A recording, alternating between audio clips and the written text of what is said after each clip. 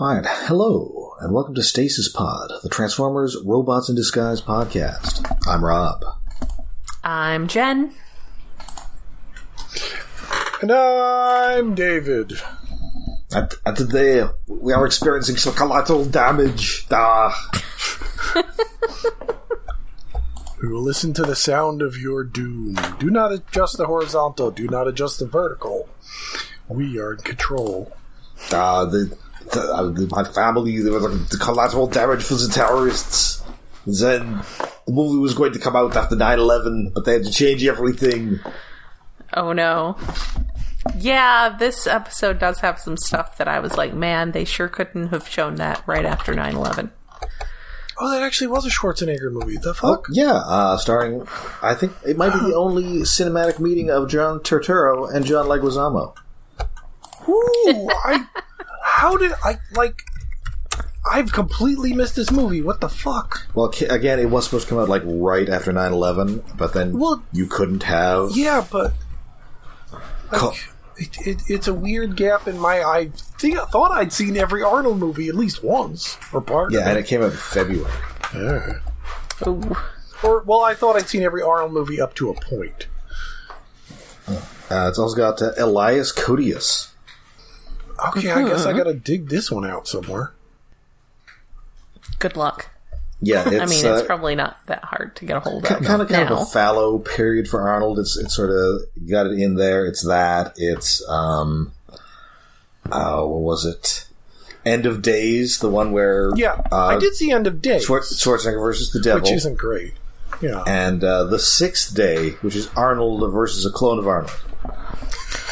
Yeah, he was getting very heavy into the, hard-ish sci-fi stuff at the time. Sixth Day? Schwarzenegger was always kind of a guy who suited sci-fi well, because you put him in, a modern context, and it's weird.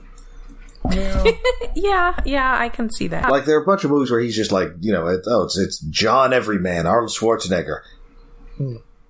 I mean, kind of half the joke of that movie, True Lies, is that Jamie Lee Curtis has no idea that her husband, who is Arnold Schwarzenegger, is not just a boring computer salesman. Look, I mean, he could just be a boring computer salesman who works out extensively. Yes. And is mysteriously from Austria, which is never commented upon. Oh, I forgot he was in a recent movie from China. Which I sort of remember the trailer, and it's like, what the fuck is Arnold doing in there? And I didn't see that. Arnold stuff. But again, that's a recent one. I thought I'd seen everything up to, Expendables, and then I just didn't see Expendables. But apparently I missed one or two.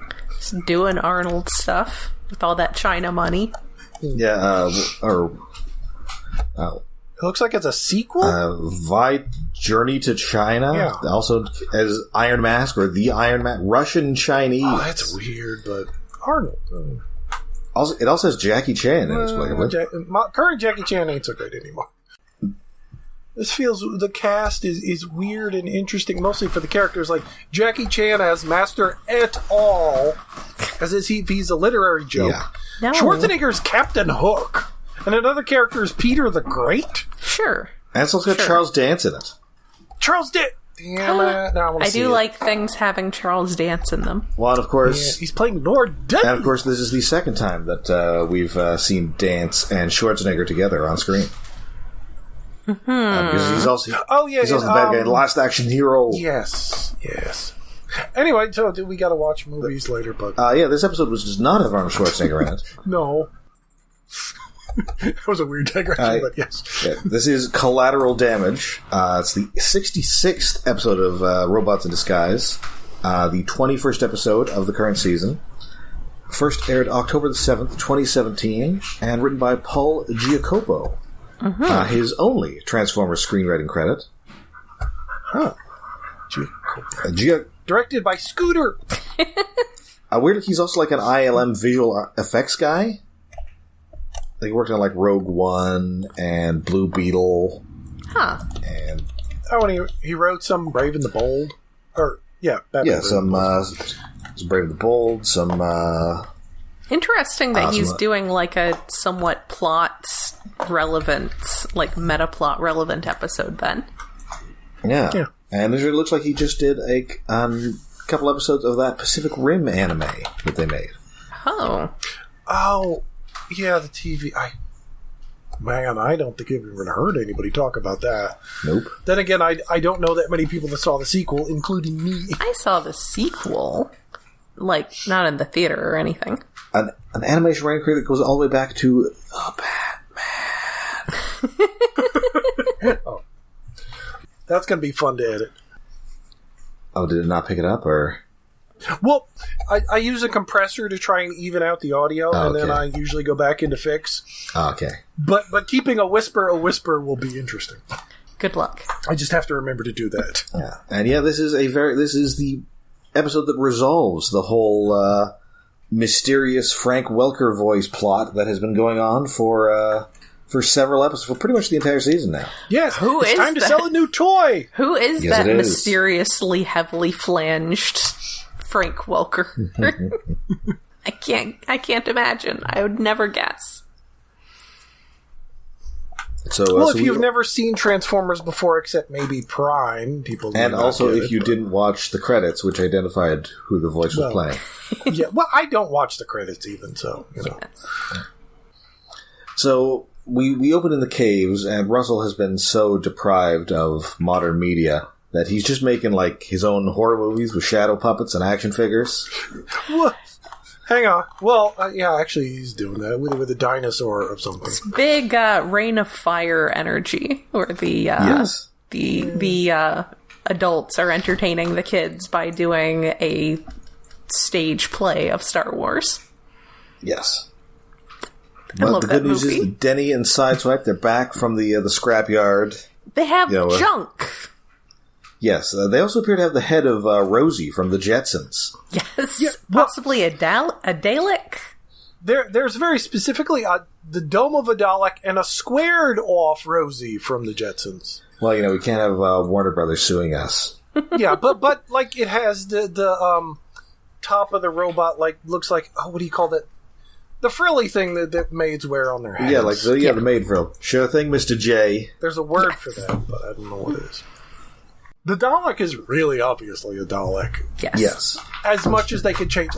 Instead of having the two little the light up cones and a plunger, the cones stick out more and the plunger's kind of missing, but it's very much a Dalek dome. Yeah. It's really an apology for, making your home uninhabitable. This is absolutely the most important stuff to bring back from the junkyard. Which includes one of his stupid beavers. Of course. Yes. Probably the only one that's still surviving. And Bumblebee's rear axle poster. Yeah, initially he's all, I don't know if this was a great idea, but hey, my rear axle poster. He's so exciting. Was it a signed poster? I think it was signed. He's so excited. But the most important thing is they have a TV, and somehow they actually have reception in this cave. Yes. They're getting... Fix-It is somehow getting power in there. I guess he's also pumping in a signal. Yeah. It's also, at this point, they would need one of those digital converter boxes, because this is, of course, an old boxy CRT TV, because it's... Yeah, I think The Simpsons owned this. Yeah, because it's from the junkyard, so it's, not a new TV. So it's a TV with wood paneling on it. They're definitely having to use a converter box for this to get the digital signal. They've got Cybertronian technology. Well, okay, I exaggerate in that I have a flat screen, small flat screen that has wood paneling on it. How the fuck did I don't even remember how I got that. I think either somebody gave it to me or it came free when I bought something else. Also, everybody's just carrying this TV around as though it's not 30 pounds. So. Oh god, that. I kind of miss some things about like big old CRTs visually. It's a warmer color usually, but I do not miss the weight at all. I love flat screens. I'm not destroying my back anytime. Oh. And I have not helped set up the game room at a con since flat screens became so common. Oh man, I've got a couple of 26 to 30-inch ones in my apartment, and I live upstairs, and it was a lot. It was a lot. They're not moving anytime soon. I'm going to get one of those. I'm just going to bookmark some comparison pictures of how old games look on CRTs versus the, pixel perfect modern displays, so that the next time I move and whoever is helping me move questions why we have to move these enormous heavy TVs, I will point out that the pixels look better. Yeah, for older games. Modern games that try to imitate that, they do reasonably fine. Anyway. And they will inform me that I am moving the TVs down the stairs, and I will just suck it up. So luckily they're in time to catch Monster Chiller Horror Theater. Jen? This is... Apart from the accent, which is not just a Chicago accent, this is extremely Svengoolie, so very excited, A+. It is 99% Svengoolie. The skeleton There's an ornate coffin in the the background. Yes. The hat, the outfit, even the goatee and the mustache only he's pasty white painted, a little bit more vampire-y than Svengoolie, but it is so Svengoolie. Yes. He's just doing whatever the Count from SCTV was called. There's Count Floyd. Yes. Pretty scary, eh, kids? But voice-wise, it's Count Floyd. Look-wise, it's Svengoolie. The casket in the background really does it. The extremely ornate casket in the background. And the rubber bats. It was very... I guess they don't have rubber chickens. Specifically, this is Vlad Ghastly with Showcase of Shivers. Yes. Showcase of Shivers good. Vlad Ghastly, I guess it kind of works. Which, let's be honest, if you're watching things on an old CRT, this is A+, good choices. Yes. Yeah. Yes, it fit right in with Monster Dawn, which hopefully we'll get a chance to watch later tonight. We're watching The Stuff this weekend. I don't know. I think keep playing Starfield. You maybe. Yeah, unfortunately, they don't even get to the feature presentation before they have a massive cave-in. And they almost all get out, but in a very Homer Simpsonian reaction, Russell is all, "No, the TV!" It's very Rescue Bots in that they have to have some sudden, unnecessary mortal peril to be able to cut to the actual opening and continue with the episode.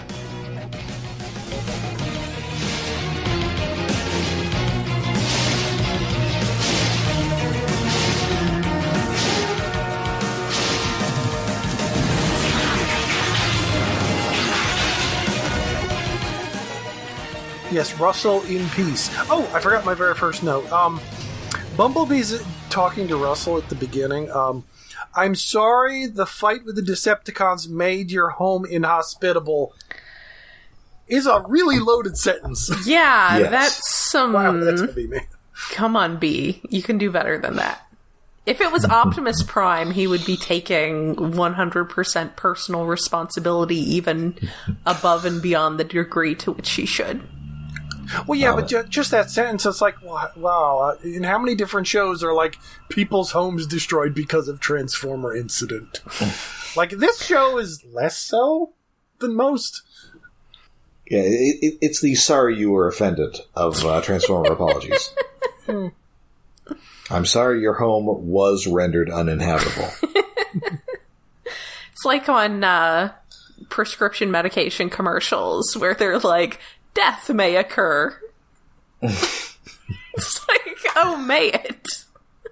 But it turns out the source of the cave-in was merely Optimus Prime arriving via Space Bridge. It has been a while since we've seen Optimus Prime around. Hey, it's our good buddy Optimus Prime. He does not have Grimlock's favorite teamie with him, though. No. Eric Bauza is recording some Mickey Mouse today. Yeah. So instead, I'm coming alone, but I'm going to name drop Ratchet. Yes. Yeah. Who is not going to show up, but he is going to get name dropped. Jeffrey Combs is at a horror convention this weekend. I think Ratchet might be the most name-dropped character in... Oh, second most name-dropped character in the show who's not in the show. Often. Wait, Ratchet does show up for one episode, doesn't he? Yeah, he showed up back into Decepticon Island, and I believe he's going to turn up again. Oh, okay. So he's probably the one most mentioned who does show up, as opposed to the most mentioned who does not, presumably, unless it happens at the end. Megatron. Yes. Or, I don't think he shows up in the show. Unless you count Solus Prime, because, of course, Sweet Solus Prime is a favorite interjection on this show. Yes. It's happened a couple times. I don't remember a lot of it, though. I would really like the certain parties to succeed in their goal of calling Megatron back to Earth, and Megatron just be like, what? No, I'm not doing this anymore. I was on vacation. He's got like a big lei and a drink. New phone, like, who this? Oh my... Megatron wearing a Megatron luau shirt. Yes. No, bowling shirt, that's what they were. I kind of wish I had one of those. Ratchet has been doing Shadowzone stuff, and weird Shadowzone stuff is happening. You must investigate. Shadowzone stuff is happening. And also he thanks them for your change of address transmission. Oh, yes, that was funny. Which, listen, charming. That is way more forward-thinking than this crew is usually capable of. Yes. I kind of assumed that we would just get Prime standing around the junkyard. Hello? Hello. I mean, it kind of would have been funnier if he'd said that sarcastically, like, first I showed up at the junkyard, and it's kind of a mess. I just like the idea of them just sending out change of address cards. Yes. Yeah. We have moved from our scrapyard and are currently living in a cave. It's very important to get your mail forwarded when you move. Yes. Yes. Anyway, so almost as soon as he says that there's like a mission, Sideswipe leaps into action, leaping right on top of Russell's TV. No. And Russell is just devastated. Appropriately so. Oh. Yes. They don't make those anymore. Oh. No horror movies and no TV make Russell something. Don't mind if I do. So, everybody rolls out, but watching them from the shadows is High Test, one of those weird silent mini-cons who's been hanging around. Little guys! Yay, little guys! Small friends. Yeah, so it turns out they're at that old Demolition Derby arena, which I believe is where they first met Scowl. Fully automated Demolition Derby arena. Yes, well, I get... closed for renovations and or demolition, I guess. Yes. And indeed, there we find Robots in Disguise's sexiest Decepticon, Steeljaw. And he is having a chat with, who could that mysterious voice belong to? Surprise, it's Soundwave. No more drone mode. He's back to... It's somewhere... It's sort of like... somewhere in between his animated look and his Prime look, which look nothing alike, so you can kind of meet in the middle, and this is what you get. It's kind of the Prime version wearing sort of the G1 outfit over top, like he's bulked up. Yes. He's very much got the head. As we will he see, still has the Prime head. As we will see shortly, he kept the most important feature of that body, his tentacles. Yes. Yeah. And also, unlike in Prime, he is just talking up a storm. Yeah, he's very chatty now. Which, that was kind of for plot purposes, he really has to talk, or Steeljaw is just going to be talking to himself for the entire episode. Yeah. He could have one of the mini-cons doing all the talking for him. The mini-cons don't talk at all. But he ripped out their voice boxes. Yeah, they don't talk, period. They said he was... It's like they have his new gimmick. He said he genetically engineered those mini-cons. Like, stop experimenting on mini-cons. They're people. It's not okay. You just grew them in a tube or something. This series... Yeah, that's Shockwave's thing. This series is so, like, on the fence about mini-con personhood, and I'm not comfortable with it. Well, I mean, in this case, they are definitely persons that the Decepticons are not kind to, but the Autobots are. It's so messed up. So messed up. Just all the whole thing back on Decepticon Island where they had enslaved all of the other Fix-It Minicons, and it's messed up. I do not care for it. Now I will say that they've really done the flanging on Welker's voice very well in this. Yeah. Like it's a hard thing to do, and maybe it's only because Welker does the right, like, Dr. Claw voice to flange over. Mm-hmm. Yeah. But he does sound very cool. I kind of miss silent, menacing Soundwave, but this is a good Soundwave. Yeah. I like the part where Steeljaw calls him brother, and he says, "You are no relation to me." Yeah. Yeah, he really wants to do the Viva la Revolution thing here, and Soundwave is not having it. Like, no. you know, listen, I was with the real Decepticons. You are basically a dog. Not nice at all. And not even the kind of dog I have living in my chest. So yeah, we find out that Soundwave's plan is basically going to, like, make Earth uninhabitable, which is something that Steeljaw keeps running into, where he ends up dealing with these much more powerful Decepticons who are trying to destroy the Earth, and Steeljaw is just trying to, like, have it, like, as it is, and doesn't want it destroyed. And could you guys please stop trying to destroy it completely? We are trying to live here. Poor guy. I mean, listen, you just picked the wrong planet to be the Decepticon homeworld. Yeah, you really need one where there's less going on. There's less, like, Unicron. Soundwave is going to slide into Megatron's DMs with such force that it is going to irradiate the entire Earth. Yes. Yeah, it seemed like, okay, just it has to be in the tallest building in town, and we'll, irradiate that town, because you're powering up nuclear weapons, or nuclear power. But, like, how is that going to irradiate the entire planet? It's going to spread, question mark? Yeah, I don't understand how it threatens the entire planet. That felt like too far of a step. Like, threatening the city, and maybe the entire state, but planet? But then I guess... We're not at the end of the season yet, guys. But I guess Steeljaw doesn't care, though, because it's like, okay, so, you know, my planet will have one less city on it. Whatevs. Yeah. I guess it's more for Steeljaw to just, it's like, nope, fuck you, I'm gone. Yep. But at that extreme, you would think, well, Steeljaw might go to the Autobots and it's like, listen, I don't want this planet fucked any more than you do. Yes. But he doesn't show up for the rest of the episode. Yeah, you know, I am to rule Earth, a living planet. Like, you know, and he's like, well, you know, you're just gonna have to find another planet. Not my problem, Steeljaw. Nope. Should have picked better. And of course, it also turns out that he does have these same mysterious benefactors who let the pack out of jail as well. What is their deal? We don't know. Question mark. How does Steeljaw think he's going to get off this planet? Who knows? Unclear. Yep. I mean, I guess it depends whether he's still in contact with these other guys. Yeah.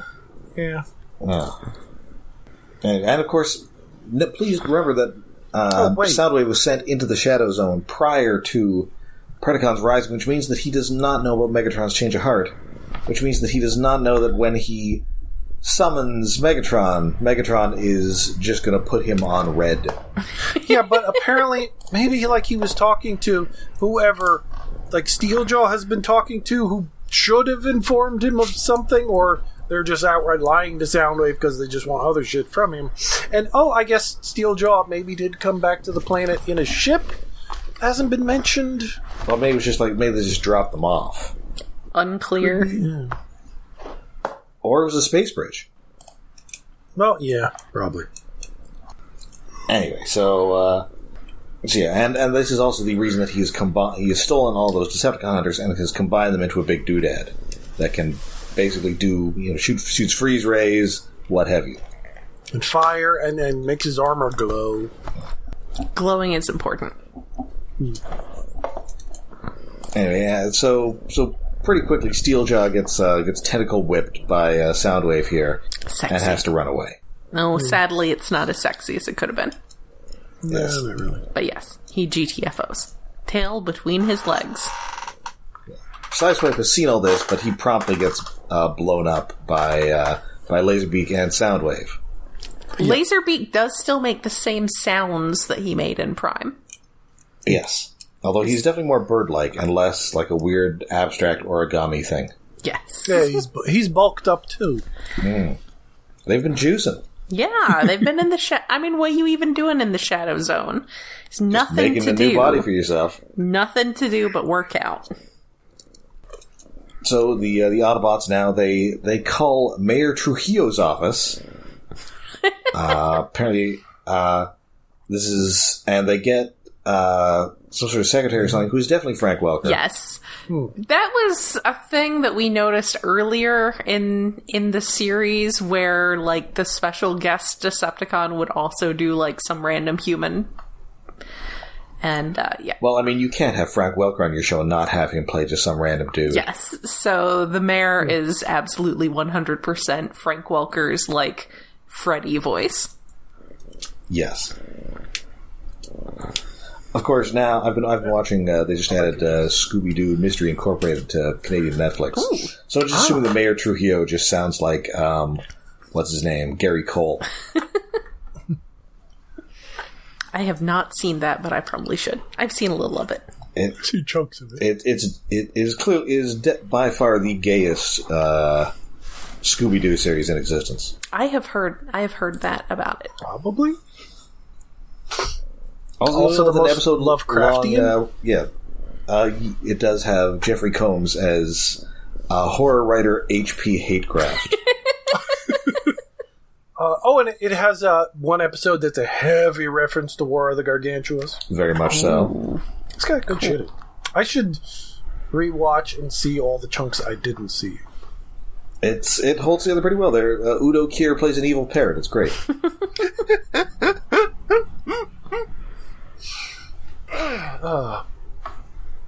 Anyway, so they the Colossus is no longer the tallest building in the city. Well, I guess technically it might not be a Tallest thing building. in the city.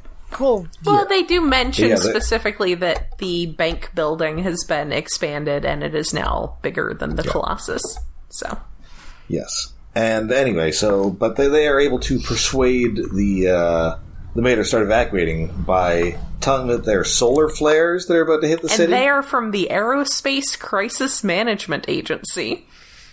And he begins to question the Aerospace Crisis Management Agency, and then Grimlock is like, "Oh no, the solar flares are coming! This is Jen, important." Isn't that who you work for? No, I do not work for the Aerospace Crisis Management Agency, but they may have a desk in the same building.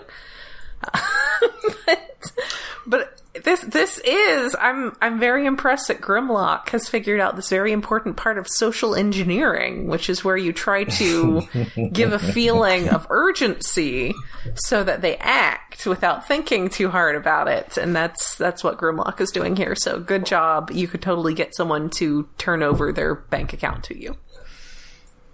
Mm. And while all this is going on, Strongarm is calling out Sideswipe for being a real jerk about stepping on Russell's TV set. As she should. Because he is not particularly bothered by it. Because, and he's like, he can get a new one. And I'm like, he absolutely cannot get a new one. The mission his dad can totally get a new one. Yeah, his dad's probably got several. Yeah, the mission is more important than anything. Which will come back. Yes. So they're taking the sewers while Optimus Prime is jetpacking up to fight, and so he ends up with Laserbeak on his tail. And then there's a pretty cool chase through the city here. Yeah. Yeah, it's Optimus versus Laserbeak, and Laserbeak is winning. Well, I mean, he's little, and he can fly. I know, which like it just reminded me of like the cassettes in like G1 comics where like was it Laserbeak or Buzzsaw who had like the highest body count? It was Buzzsaw who like took down Omega Supreme once. Yeah, took down Omega Supreme and a bunch of other people. Cannon blasted him according to the little text box.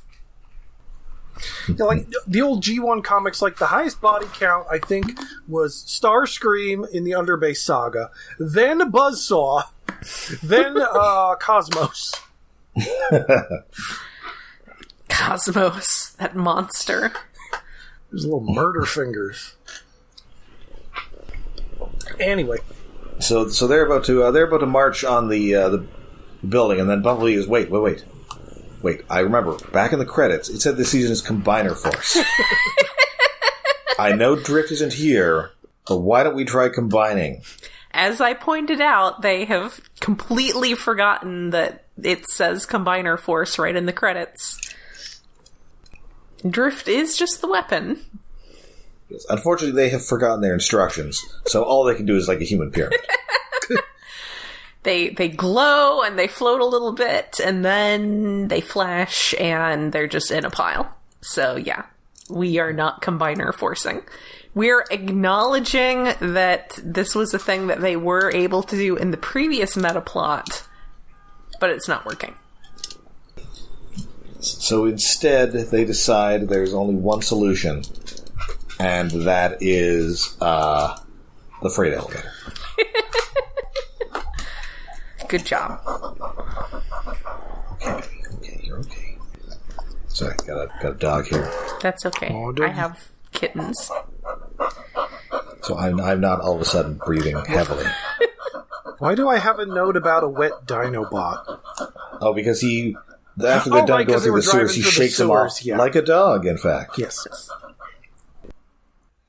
Oh, at one point in the fight of Optimus versus Laserbeak drops an entire building on Optimus. Oh, yeah. Like as if it's a Godzilla movie. Yeah, wow. Speaking of things that you couldn't show immediately after 9/11. Oh, no, this is going on that Clear Channel list. Yeah. It's not that big of a building. It's only like 10 stories, but still. It's probably a larger building than you want dropped on you, even if you're the size of Optimus Prime. Yes. Yeah, so they get up there, but almost immediately Grimlock gets stuck in cement. That's still wet on the top of the building that's still under construction. Sure.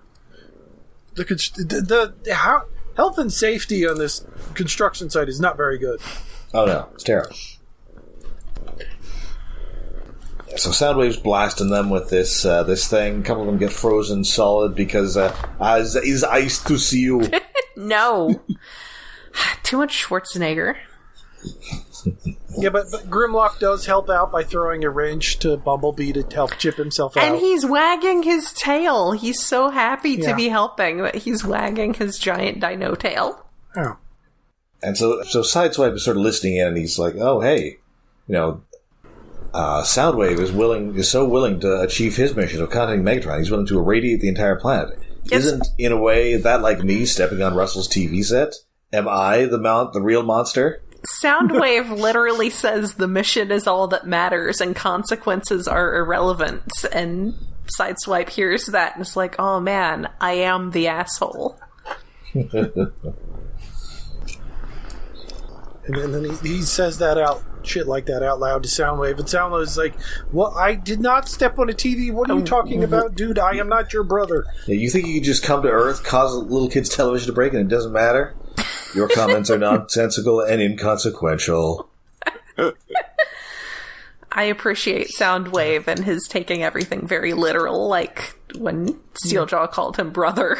He's like, you are no relation to me. Yeah, I like autistic Soundwave, because that's basically what he's always been to a degree. Or ADHD, something, I don't know. Definitely. I do not know what his diagnosis would be, but he's on the spectrum. Neurodivergent Soundwave. Yes.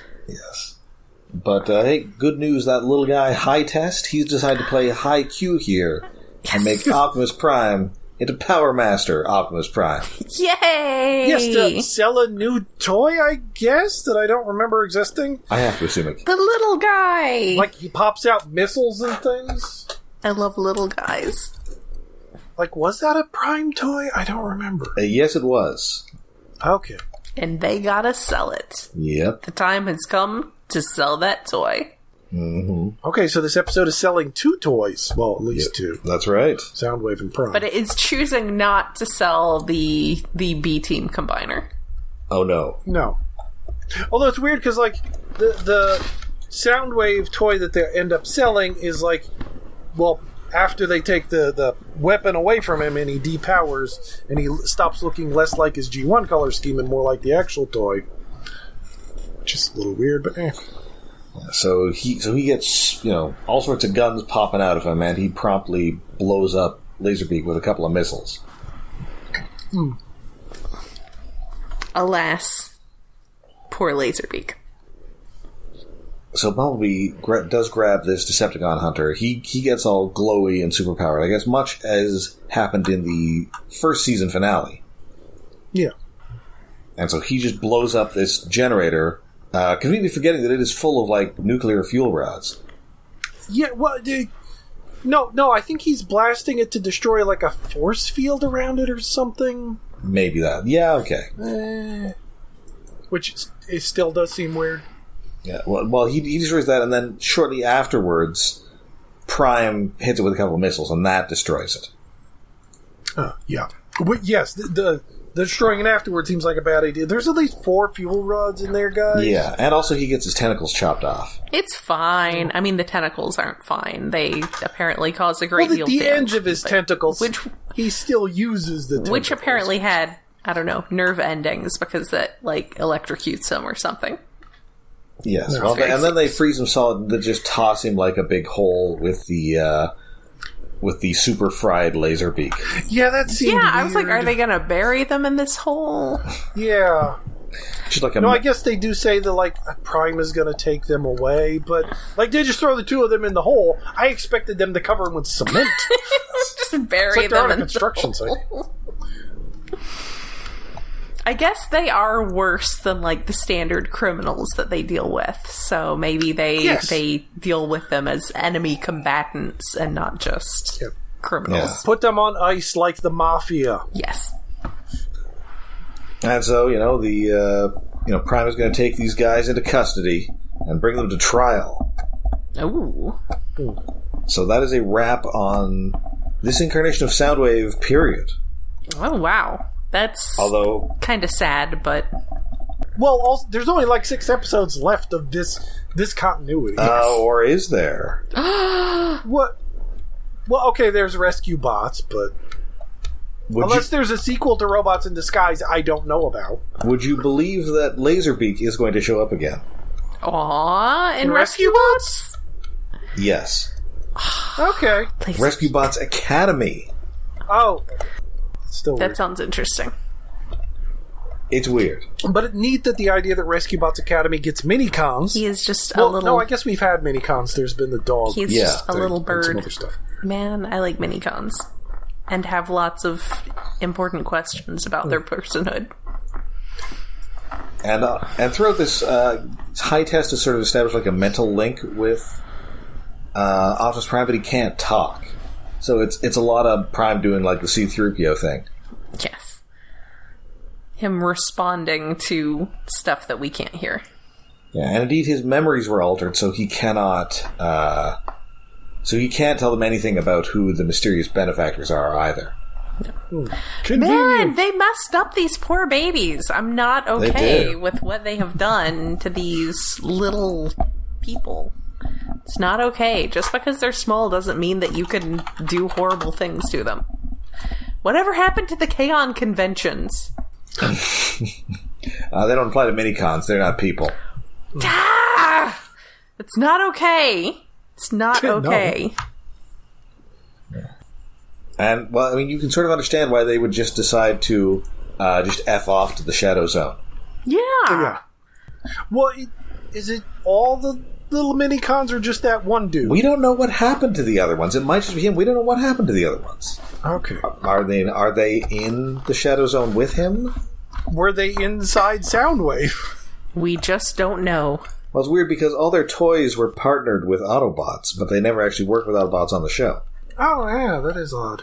Yeah, anytime. Well, no, one of them combines with B once, like the rocket-powered one. Right, and this one combines with Optimus. And yeah, all the others just combine with Decepticons, I think. Well, they don't even do that, though. No, wait. No, maybe that only happens like one of the first few episodes with the Stunticons. Huh. Yeah. I think that does happen. And that kind of pilots them around or something? Something like that. Yeah. I do not know.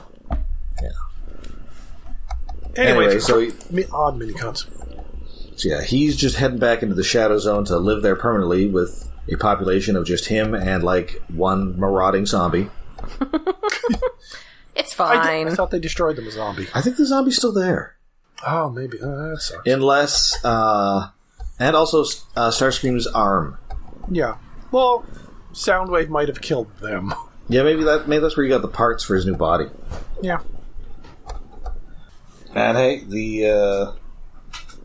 and Sideswipe has decided to make up for busting Russell's TV by putting on his own version of Showcase of Shivers with the monster from Dimension Arg. It's very cute. It's very cute. Although, listen, speaking as Russell here, Sideswipe, this is still much worse than actually having a TV.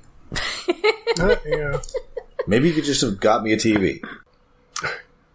I mean, those things are heavy. I mean, he could have gotten him a new TV at, like... Yes, or also, Target. You're a huge robot. They're not hard to lift. No. No, they're not. Nope, he's going to put on a performance, because that's how we know that he cares. Yes. But, that's the end of the episode. This was a fun one. I enjoyed... I thought the action was good. Yeah. And I enjoyed Soundwave in this one. Yeah. It was good to have Soundwave again, but like Soundwave kind of feels like he should have been a two-parter to wrap up. I could see that. I always like when we get some little guys. It's always good to have little guys. Especially since they weren't doing like he is a serial killer stalking you to death, as they did last time he showed up. Yes. Like he's just a talking dude. I don't know. It was good, yes. I wish there had been more Soundwave, because Soundwave is always good. Yes. It was good. I have lots of important questions about minicon treatment, but yes. I like Grimlock's little tail wag. All right, so yeah, I enjoyed this one, and that is it for the Soundwave plot line. So we are rapidly wrapping up our plot lines here with a mere 5 episodes of the show to go after this. Well, what plot lines are there? I mean, the only plot line we have open is Steeljaw's out there somewhere. Well, we've still got the mysterious benefactors. Well, yeah, but we don't know shit about the mysterious benefactors. Presumably, they are what is coming. That's why it's still an ongoing plot line. I know, but like they've only been mentioned in name only. They could just disappear as far as the plot is concerned. Not to mention that we've still got 4/5 of the pack just hanging out in our cave. Well, Yeah. okay, yeah, I get. But I guess they're not in stasis pods yet. They're just in. No, they're just in like little cells, Flash like on that cells. Flash TV show. Yeah. All right, so I believe that now brings us then to David's Tokusatsu Corner. Oh, yes, this week on 1, 2, 3, 4, 5-man Super Twins Strategy. Black and yellow, black and yellow, black and yellow. I don't know the rest of the words to that song, although there's probably more than one song with lyrics that reference black and yellow. Is it Zan and Jaina? Weren't they the Super Twins? Yes. Form of an eagle. Form of a bucket of water. I think Fumiya and Remy It's are not the very names of the helpful. twins. I can't touch you, Remy. For fraternal? Is that when they're? That's when they're not identical. Gender? Okay, yeah, that's fraternal. Cool. Well, one's a boy and one's a girl. Anyway, Black and Yellow are in a forest doing gymnastics practice stuff, and they get attacked by a scorpion catfish that swaps their minds and voices. Oh. Okay. Which does make it easier to follow, although we do prefer it the other way. But still, anyway, and then the scorpion catfish goes around like swapping personalities with its stinger anyone it gets near, like a dog and a man, a cat and a woman, a mom, a baby, and a chicken. Sure. All three of them are messed around, and it's just going around having fun. Black and Yellow can't transform to their Ranger forms somehow because they've been swapped. Normally, the situation with that is, let's just swap morphers, but that doesn't do it either. Anyway. Chevy calls the Rangers to taunt them by singing 3-man instead of 5-man. Oh, no. Because only 3 of them could transform. How cruel. And then when they meet in the field to fight again, Chevy throws a Death Tarot card at Red and scratches his cheek with the card. It's like, tarot cards show up a lot in tokusatsu, which doesn't make sense. It's like, it's a big thematic thing. I didn't realize it had spread to Japan as much. Black and Yellow, they can't transform, so the other Rangers have to do the fighting. But they figure out, if we catfish the Catfish Scorpion into thinking that we have already swapped back because we're so close together because we're twins, we can, one of us can talk and the other one can do the voice as if we're puppeteering each other to confuse the Catfish Scorpion to I gotta sting you again because somehow you transform back. And in doing so, he transforms them back to swap their minds because they've done twin magic, and then there's a robot fight and they win. Hey. It's a basic episode because it's the somebody on the team swaps minds trick, which happens in almost every Sentai. Robot fights are important, though. I'm glad that there was still a robot fight. There was still a robot fight, it just wasn't as good. Like the twin dynamic swapped mind stuff was decent. I've seen better ones, but this one was fine. Although it does kind of make me wish a Sentai series would start out with, some of the Rangers get swapped around, and then they're stuck like that for the rest of the series. That's the default. That would be funny. Because it's such a common trope. Mm-hmm. It's I want a bigger spin on that sometime. Make it interesting. Make it worth your while. Yes. Anyway, that's it. All right, so that is it for us for this week. We'll be back with more Robots in Disguise next month. But until then, you can find us all over the internet. We're on Twitter, we're on Facebook, we're on Mastodon, and we have a Patreon.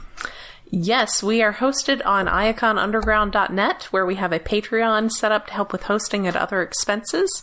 That is at patreon.com/iaconunderground.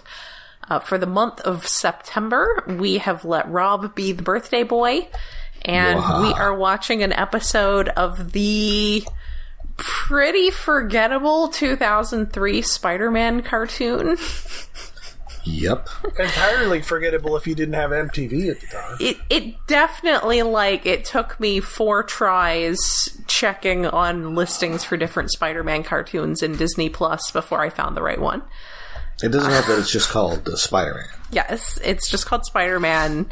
It looks like an extended PlayStation 2 cutscene, but it has an episode with Jeffrey Combs, and we love some Jeffrey Combs here on the podcast. Yes. And also Lisa Loban is in it. Yes. Yeah, the voice cast is kind of ridiculous. Yes.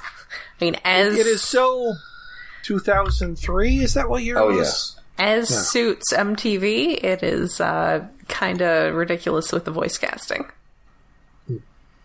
That is at patreon.com/iaconunderground. All right. So that is it for this week. We'll be back next week as we bid a fond farewell to the pack. My poor babies. And experience a bit of indigestion at the same time with Something He Ate. That's a memorable title. Oh yeah, I guess the title of this episode was pretty good. Yeah. It fit what was going on. Presumably next week is going to too. So until next time, I'm Rob.